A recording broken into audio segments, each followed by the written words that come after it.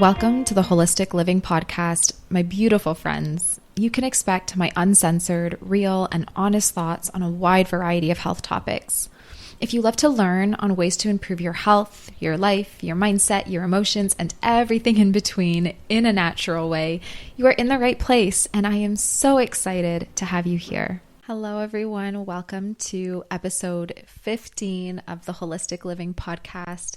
I put out a poll on Instagram to see what topics you guys wanted me to discuss today, and several of you really wanted to know more about sugar, specifically alternative sweeteners, and which ones are the best, the different impacts that they have on our health, etc. So I am here to break it down for you. We're going to go through the different, very common, popular alternatives for sweetener, and I'm going to share the scientific evidence on which ones might be a little bit harmful and which ones might be more beneficial for you.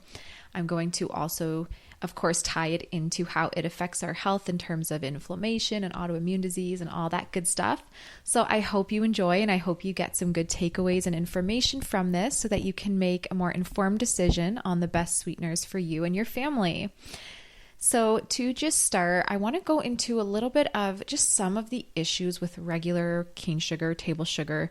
I will say though, before we continue, sugar is sugar. So whether it is coming from a fruit source or it's coming from a processed source like high fructose corn syrup, or it's coming from a natural source like honey or maple syrup, sugar still at the end of the day has regardless of where it's coming from. Of course, healthier alternatives, some alternatives that are maybe higher in other nutrients, maybe a little less inflammatory, but at the end of the day, sugar is sugar. So regardless, across the board, if too much sugar is consumed, extra carbon molecules are produced. So this is just creating a surplus of carbon molecules that is harmful to our body's metabolic processes, and it ends up being stored as fat or cholesterol in our bloodstream. When we eat too much sugar, our liver makes more LDL, cholesterol, while lowering the amount of HDL in our body. So LDL is that bad cholesterol. It's the one we don't want. HDL is the quote unquote good cholesterol. So by eating too much sugar, our liver is making more LDL cholesterol. Our liver also has to work very hard to process and utilize and store and eliminate the excess sugars. And so it puts a lot of strain on our liver, and a big thing that can drive non-alcoholic fatty liver disease is high sugar diets. The extra calories from a sugary diet will also lead to more elevated triglycerides, which is a type of blood fat that plays a role in our cholesterol health. High blood sugar over time will damage our blood vessels in the brain that carry oxygen-rich blood. And when our brain receives too little blood, brain cells will start to die. And so this is called brain atrophy, and it can cause problems with our memory and our thinking, and eventually can lead to vascular dementia. So high sugary diets have been also linked to high blood pressure, which in turn increases the risk of heart disease and stroke, and can cause chronic inflammation. And sugar can also promote inflammation in the body, which leads to excess stress on our heart and our blood vessels, and can again in turn increase the risk of premature death, stroke, etc. Now, we also know that sugar feeds pathogens. I preach this all the time, so this is something that I believe a lot of you are familiar with by this point. The more sugars that we're eating, the more we are feeding the bad pathogens in our body, creating infections, creating yeast overgrowth, fungal overgrowth, mold overgrowth, parasitic overgrowth. You get the picture. Eating excess sugar also weakens our immune system. We know from studies that if you eat sugar, your immune system is suppressed for 7 days after that. So imagine if you're eating a lot of sugar every single day. Your immune response will be continuously suppressed, meaning you're more susceptible to developing different viruses and infections, and your body will have a harder time fighting it off. At the same time, if our immune system is weakened and suppressed, we have less cancer surveillance, which means we might be more susceptible to developing cancer as well. There's a lot more side effects to consuming sugar. It makes us acidic. It damages our mineral status in our body. Because we're so acidic, our body has to pull a lot of essential and trace minerals from our bones, our teeth, our hair and all of that. And so we end up with things like cavities forming, enamel breaking down, osteoporosis, things like that. So there's, again, so many more side effects to sugar. I'm not going to go through all of it now. We know that it affects our mood. We know all of the negative impacts that it has on our health. Why is sugar so addicting? Why do we have such a hard time minimizing our sugar? Well, before we even get into that, you do realize everywhere we go in North America, everything's excess here, right? Any other parts of the world, sugar, a treat, something like that is considered a luxury. But here in North America, everything is in excess. You can't just get an ice cream cone with one scoop. We see massive oversized portions of ice cream. We see king-size chocolate bars, and we're seeing people buying super, super large Slurpees from the gas station and extra large bottles of soda, et cetera, et cetera, et cetera. So it's kind of fed into this culture where it is normal to overconsume something that should be in moderation. And because it's become so normalized and in fact pushed, because a lot of these companies that are making all these chocolates and these sodas and things and fast foods and ice creams are all trying to obviously get more money. And that's where the addiction comes in. We know that sugar is addicting. Our bodies use glucose as a primary fuel source. So our brains have evolved to like sweet foods. And consuming sugar actually activates the mesolimbic dopamine system, which is our brain's reward system. Dopamine, which is our feel-good hormone, it's a feel-good chemical messenger, is then released and reinforces our desire for sugar. So every time we eat sugar, dopamine's released, we feel happier.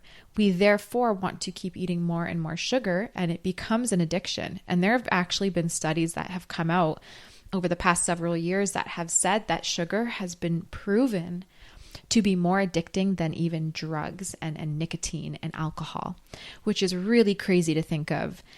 Something that all of us are eating constantly is most likely an addiction for us, and is more addicting and harder to cut out than some drugs and alcohol, which is just absolutely crazy. But again, it's come from that point where everything is so accessible to us in North America, and everything is huge. It's king size. It's plus sized. Everybody is applauded for loving junk food and for eating a lot of it. You go out with your friends and you get an extra large ice cream cone, and everyone's like, that's amazing. And everyone's sharing it on social media. And it's like this huge thing where we're proud of eating so much sugar.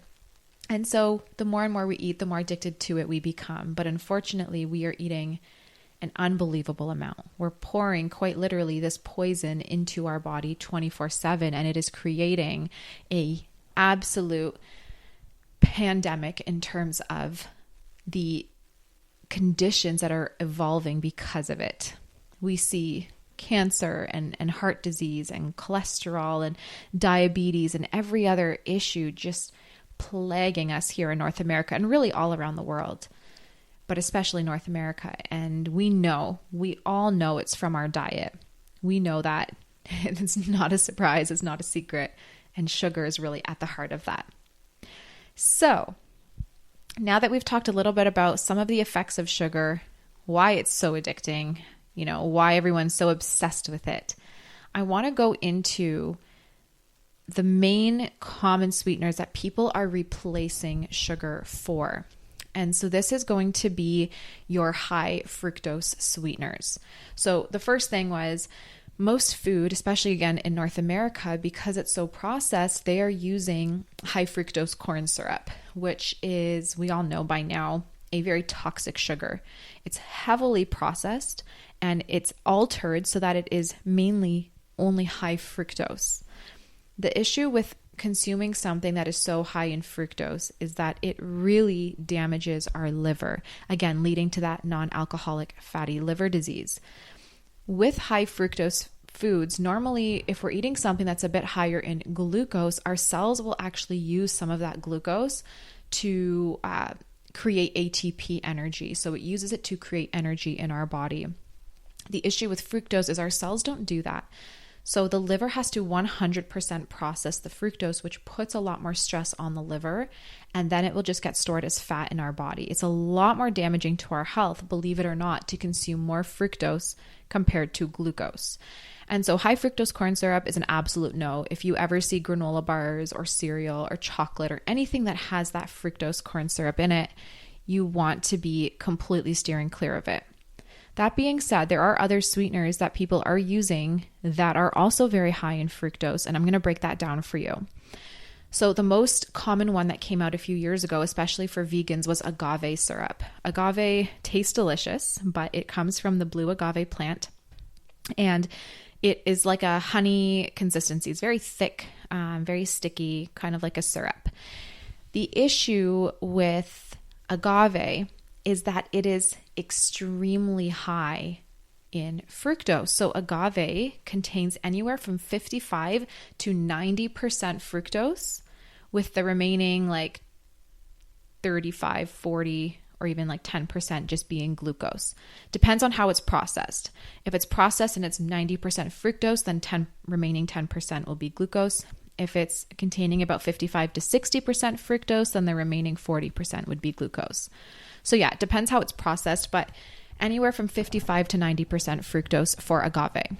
Agave received a lot of hype because it was low in the glycemic index, low in glucose, but that means it's resulted in higher levels of fructose, meaning it is actually a lot more detrimental to your health if you are to be consuming fructose.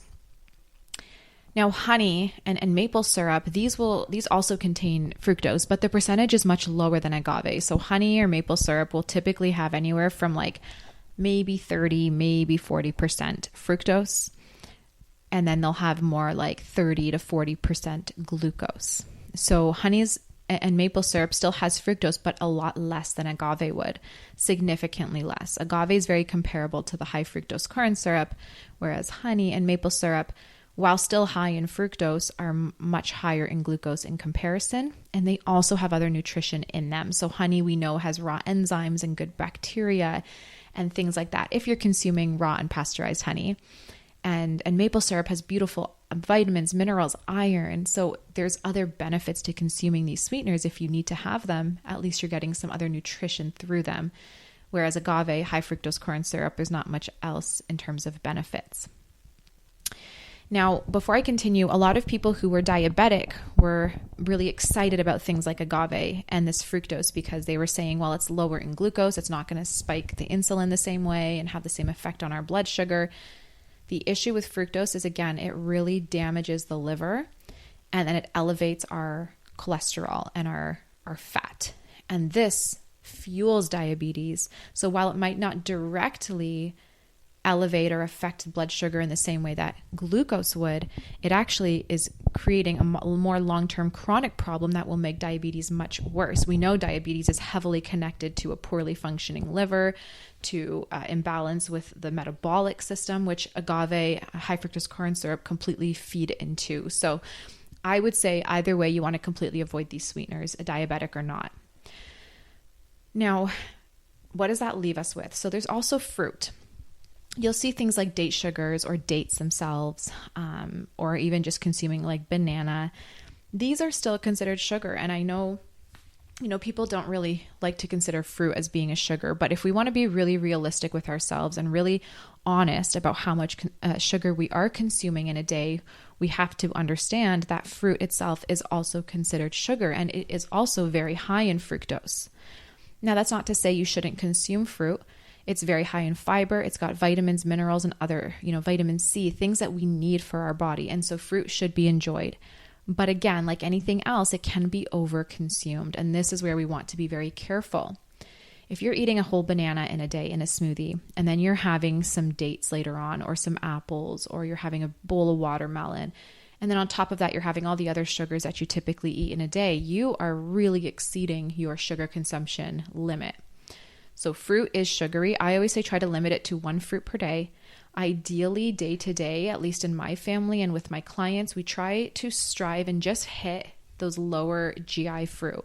Those are the fruits that are going to be your berries, pomegranates, grapefruits, green apples, the more sour, less sugary fruits. And that's what we try to just get day to day in our bodies. And then maybe, once a week I'll have a banana with some almond butter or a little bit of watermelon in the summer, but it's not something we're having every single day and in large amounts, because absolutely you will still have that sugar intake from the fruit. The riper the banana, the more sugar it has. I know some vegan recipes as well will have you make tarts and things with dates, and no one loves dates more than me, being Middle Eastern, but dates are so high in sugar. And so again, it's very easy to hit 100 grams of fructose sugar and not even realize it when we're just kind of eating mindlessly. So it's really important to pay attention to all sources of our sugar, whether it's fruit, whether it's through our baked goods or table sugar, things like that. Just really monitor how much you're actually eating in a day. So if we are not to have too much fructose or honey, maple syrup, what are we supposed to be using? So let's go into sugar alcohols. Sugar alcohols are something that have really taken off. They've always been around. We've always kind of known about xylitol, things like that. But the past couple years, they have really taken off, especially with a lot of bloggers and health influencers and recipe creators who are baking paleo or who are trying to bake keto or sugar-free. They've really been promoting the monk fruit, the erythritol, those sugar alcohols. Some are like sorbitol, again, xylitol. So anything that ends in OL, those are your sugar alcohols. Unfortunately, there are negative effects to consuming sugar alcohols. The most common side effect is the possibility of just bloating and diarrhea when sugar alcohols are eaten in, good enough amounts. The issue with sugar alcohols for me is that anyone who has a gut issue, whether it's IBS, cramping, Crohn's, any kind of gut issue you can think of, SIBO, you want to run the other way from sugar alcohols. And the reason is because they are inflammatory to the gut. We know that they do cause, countless studies, we know that they can cause diarrhea, those loose stools, increased bloating. They really damage the gut lining itself and can cause some inflammation. A study that came out in 2020, it's called Sugar Alcohols Have a Key Role, pay attention here, in pathogenesis of chronic liver disease and hepatocellular carcinoma in whole blood and liver tissues. So a study in 2020, which is pretty recent, it was a phenomenal study from Isra Ismail et al. Really want everyone to read this article. It was such an incredible one. They really brought home the message of being careful with sugar alcohols. Again, it has a key role in the creation of chronic liver disease and hepatocellular carcinoma, aka cancer in the liver. Sugar alcohols to me is like the same as consuming alcohol. Okay, it processes very similar in the liver. It has very similar damaging effects. Sugar alcohols can kill beneficial microflora in our gut. They elevate inflammation. They can exacerbate IBS and SIBO. So they have a really damaging effects. And typically people who have gut issues are trying to get off of sugar. And so they're going to sugar alcohols as an alternative so they can still enjoy the sweet foods, but not realizing the really detrimental effects it's having on their health. And the effects are quite scary if you're consuming these daily and are having them in good enough amounts. It can really have some negative impacts and side effects. So to me, sugar alcohol should also be avoided. Now, I know a lot of you are going to be thinking, first of all, like I chew gum. What am I supposed to do if my gum has sugar alcohol? Tiny amounts, like a piece of pure gum, which has xylitol or something like that, is not going to have as much of an impact as actually baking with these ingredients. So if you go to a keto bakery or a keto recipe online, they're calling for a good amount of erythritol or monk fruit or something like that in there. That's where the issue is coming from. If you're eating a couple brownies that have had erythritol in it, most people that you ask end up with diarrhea or loose stools after eating them because of that inflammation and that's happening in the gut. So if we're not to have sugar alcohols, what are we supposed to be using? Well, I do have a recommendation for you. So no stress. It might take a little bit of time to figure out how to bake successfully with it, but it is so good. And it is stevia. Now, before you freak out and say stevia tastes terrible, I don't want to use it, you're probably not using it the right way or the right kind. So stick with me here. I'm going to go through a little bit of information. There's also yacon syrup, which is from the root. It's like, I guess it's considered a vegetable, a root vegetable, yacon, and it is actually very high in prebiotics. It's really rich in a lot of vitamins and minerals as well, and it is quite low in sugar overall. So if you're looking for like something to drizzle over your pancakes, you could use a yacon syrup. There are different kinds out there. Some do not taste as good as others. The one that I have used and really like the taste of is from Organic Traditions. Not sponsored, just the brand that I personally like. It's not super cheap. Like if you're comparing it to like honey or something like that, it's a little bit more expensive, but you use a lot less of it and it does taste delicious and you're getting a lot of prebiotics and nutrition in through it. So that's an alternative if you want more like a syrup. If you are looking to actually bake with something, stevia is my go-to. However, not the white powdered stevia that you see in the little packets at your cafe or in those bags at the grocery store. Those are highly, highly processed because remember, stevia is a green plant. It's a leaf, a green leaf. So to get it from that green leaf into a white powder, it goes through quite a bit of processing and therefore becomes inflammatory as well, which we do not want in our body. So you want to be using real stevia, real green powdered stevia, which is my go-to for things like smoothies and baking. You don't really see it. You don't see the color, but it tastes delicious. Or the liquid stevia, which is just taking those green stevia leaves and macerating it in some alcohol, just like a vanilla extract is kind of the same thing. So a liquid stevia or a green powdered stevia are the only two that I would be using. Stevia has actually, through a lot of studies, has been proven to be very healthy. It is great for herpes, like for viruses. It's been shown through studies to have anti-malarial effects. It's antiviral, it's antibacterial, it's anti-inflammatory, and so much more. There's a lot of studies that show many beautiful effects of stevia, and some of even are studying current and Lyme disease. So stevia would be a superior choice because you are truly getting something that's healthy for you, tastes very sweet and delicious, and has no negative effects on the liver, on our blood sugar. It's safe for diabetics, for everyone. Certain glycosides in stevia extract have been found to actually dilate blood vessels. So they can increase your sodium excretion and urine output.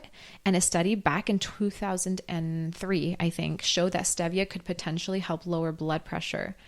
The study suggested that the stevia plant might have cardiotonic actions as well.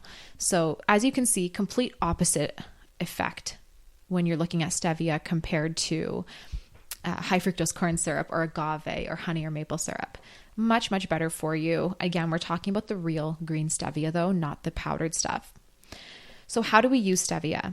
So if I am going to be baking, I use a liquid stevia. So say I'm going to be making, I'll use pancakes as an example here, or even muffins. If the recipe say is calling for a cup of sugar, I'm going to probably just add a whole bunch of collagen or something to kind of add a little bit of texture, but then I'm going to get a few droppers of liquid stevia and I just keep adding and I taste the batter until I'm happy with how sweet it tastes for me. And that's the nice thing. You're not adding any volume. You can add as little or as much as until it hits the sweetness level that you like. If you're going to be baking cookies, I would use the liquid stevia as well. So you might just need to adjust the flour level or, something like that so that the cookie is not going to be a little too runny. If you're counting on, the recipe saying like a cup and a half of sugar, it's not going to be the same texture if you're just going to use a liquid stevia. So increase the flour a little bit, but don't expect the cookie to have the same texture as it would if you were to use regular table sugar. My main thing for stevia, like if I'm going to bake a batch of cookies and I want cookies, I'm going to bake them probably with honey or maple syrup. Like I'm not going to stress about sugar 100% of the time. We're still enjoying sugar. It's just your day to day, instead of making a smoothie and adding one banana to my smoothie to sweeten it and adding honey on top of that, I'm going to remove all sorts of sugar from my smoothie. I'm going to add my veggies, my berries, and then I'm going to add the stevia leaf. So it tastes super sweet, but you don't have to have any sugar in the actual smoothie. The same thing, if I'm going to get some plain coconut yogurt or even Greek yogurt and I want to sweeten it, I'm not going to go and add honey to it. I'm going to mix in the liquid stevia. It tastes delicious, nice and sweet, but you just added 0 sugar. So anything in my life where I can use the liquid stevia, I'm going to use it, or the powdered stevia. And that way, when I do want to have a cookie or a baked good, I can have it made with some coconut sugar or some honey or maple syrup, and I'm not stressing because it's once in a while. I use less than the recipe calls for, and overall it tastes really good. You could also do half and half. So you could cut the sugar or sweetener in half that the recipe calls for, and then add stevia to make it taste the way you want it to. So you're cutting the recipe in half with sugar, which is still huge.